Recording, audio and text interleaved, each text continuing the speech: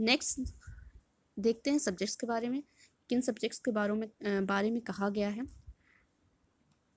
पहला है language, computers, social science, health and physical education, study of peace, work and education, mathematics, science, art education. इसमें से हम language के बारे में थोड़ा सा डीपली पढ़ते हैं। लैंग्वेज, यहाँ पे 3 लैंग्वेज फार्मूला की बात की गई है। 3 लैंग्वेज फार्मूला है क्या? 3 लैंग्वेज फार्मूला में बताया गया जो फर्स्ट लैंग्वेज है वो बच्चे की मदर टंग होनी चाहिए। मदर टंग या रीजनल लैंग्वेज, मतलब इसका ये है कि बच्चा जिस भाषा को लेके स्कूल में आता है, एंटर करता है, और जिस भाषा से वो कम्युनिकेट करता है, चाहे वो टीचर हो या बच्चे हों, जिस भाषा से वो कनेक्ट करता है वो उसकी मदर टंग होगी, रीजनल लैंग्वेज होगी, जो कि फर्स्ट लैंग्वेज है। ठीक है, अब सेकेंड लैंग्वेज क्या होनी चाहिए? सेकेंड लैंग्वेज जो हिंदी स्पीकिंग स्टेट्स हैं उसमें उर्दू, संस्कृत और जो जितनी 22 भाषा में से कोई सी भाषा जो होगी वो सेकेंड लैंग्वेज के रूप में हो सकती है। नॉन हिंदी स्पीकिंग स्टेट्स जो हैं उसमें हिंदी या इंग्लिश हो सकती है। थर्ड लैंग्वेज जो होगी वो हिंदी स्टेट्स में इंग्लिश और मॉडर्न लैंग्वेज। तो ये हो गया हमारा 3 लैंग्वेज फार्मूला। अब पढ़ते हैं स्कूल के और क्लासरूम एनवायरनमेंट के बारे में। एनसीएफ में क्या कहा गया है? तो इसमें कहा गया है कि जो स्कूल्स का इंफ्रास्ट्रक्चर है, क्लासेस का इंफ्रास्ट्रक्चर है, वो अच्छा होना चाहिए जिससे बच्चे वहाँ पर आ सकें। उनके बैठने की सुविधा अच्छी होनी चाहिए, एडुकेट लाइट होनी चाहिए, वेंटिलेशन होना चाहिए। सेकेंड पॉइंट है hygiene and safe environment. Student teacher ratio कितना होना चाहिए? एक टीचर पे 30 बच्चे, एक टीचर और 30 बच्चे, ये स्टूडेंट और टीचर का रेशियो होना चाहिए। School should also treat students with equality, justice, respect, dignity and right of the students.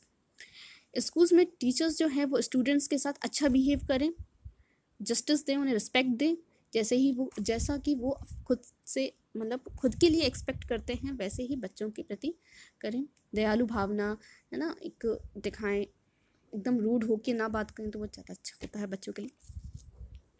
Soft होकर उनसे बात करें।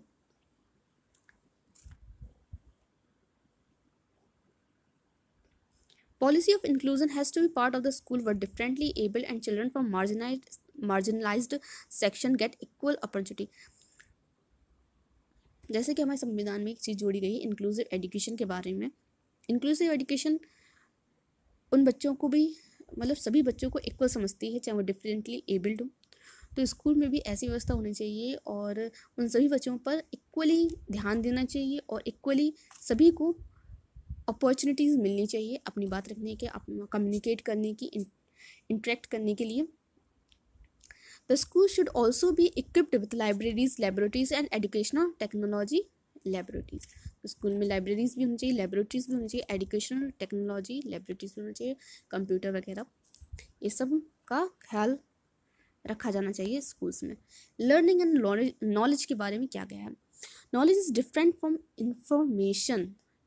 नॉलेज, ज्ञान जो है उसे सूचना से अलग रखा जाए। मतलब आप सूचना को ज्ञान ना समझे, मतलब आपने जो सूचना दी है तो वही चीज़ सही है और वही चीज़ वैसी की वैसी बच्चों को रटनी है।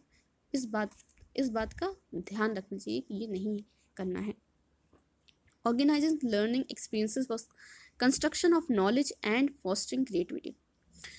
ज्ञान का संगठन और ज्ञान की व्यवस्था, जो बच्चे हैं वो अपने ज्ञान की व्यवस्था किस तरीके से कर सकते हैं और उनमें उन्हें किस तरह से कितनी क्रिएटिविटी के द्वारा सिखाया जा सकता है, इस बात का एनसीएफ में कहा गया है।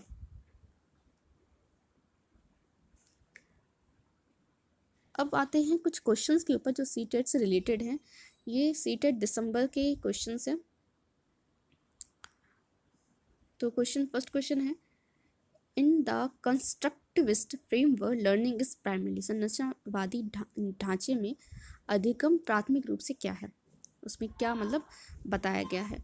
तो फर्स्ट ऑप्शन है एक्वायर्ड थ्रू कंडीशनिंग, अनुबंधन द्वारा अर्जित है, focus on the process of meaning making, अवबोधन की प्रक्रिया पर केंद्रित है, थर्ड है based on the rote memorization, यंत्रवत याद करने पर आधारित है, सेंटर्ड एंड अराउंड रीइंफोर्समेंट, प्रबलन पर केंद्रित है।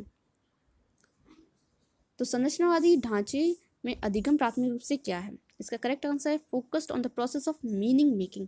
संरचनावादी ढांचा जो एनसीएफ है वो बेस्ड जो किस पर है, संरचनावादी अप्रोच पर बेस्ड है, तो उसमें है ना ज्ञान के निर्माण की बात की गई है, मीनिंग मेकिंग की बात की गई है, तो इसका करेक्ट आंसर ऑप्शन बी है।